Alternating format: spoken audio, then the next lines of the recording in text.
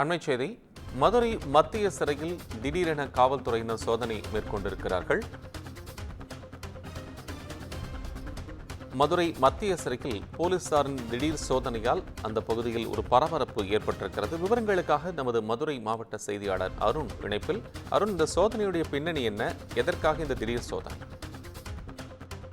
கோபாலகிருஷ்ணன், மதுரை மத்திய சிறையில் இன்று அதிகாலை தற்போது மதுரை தெற்கு மாநகர காவல் ஆணையர் தலைமையில் கரிமேடு காவல்துறை மற்றும் சிறைத்துறை காவலர்கள் என 100க்கும் மேற்பட்டோர் மதுரை மத்திய சிறையில் தற்போது அதிரடி சோதனையை மேற்கொண்டிருக்கிறார்கள். இந்த நடவடிக்கையை பார்க்கும் பொழுது மதுரை மத்திய சிறையில் மோசடி செய்ததாக சிறைத்துறை கண்காணிப்பாளர், கூடுதல் கண்காணிப்பாளர் உள்ளிட்ட 3 பணியிடங்கள் நீக்கம் செய்யப்பட்டது தொடர்பாக தற்போது இந்த சோதனையானது நடைபெற்று வரலாம் என்று கூறப்படுகிறது. மதுரை மத்திய சிறையில் ஆண்கள், பெண்கள் என தனி சிறை என 2000க்கும் மேற்பட்ட கைதிகள் தொடர்ச்சியாக பராமரிக்கப்பட்டு மதுரை மத்திய சிறையில் இருந்து வருகிறார்கள். இந்த நிலையில் இன்று காலை முதல் மத்திய சிறையில் தெற்கு மாநகர, அதாவது மதுரை மாநகர தெற்கு மாநகர காவல் ஆணையர் தலைமையில் கரிமேடு காவல்துறையினர் மற்றும் சிறைத்துறை காவலர்கள் என 100க்கும் மேற்பட்ட போலீசார் சிறைவாசிகள் இருக்கக்கூடிய பகுதி, அவர்களுடைய அறை என பல்வேறு பகுதிகளில் சோதனையானது மேற்கொள்ளப்பட்டிருக்கிறது.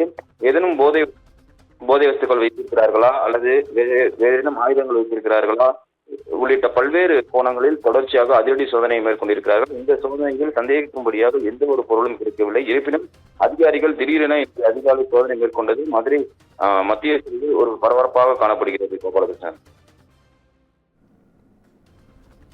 நன்றி அருண். அண்மை விவரங்களுக்கு நன்றி.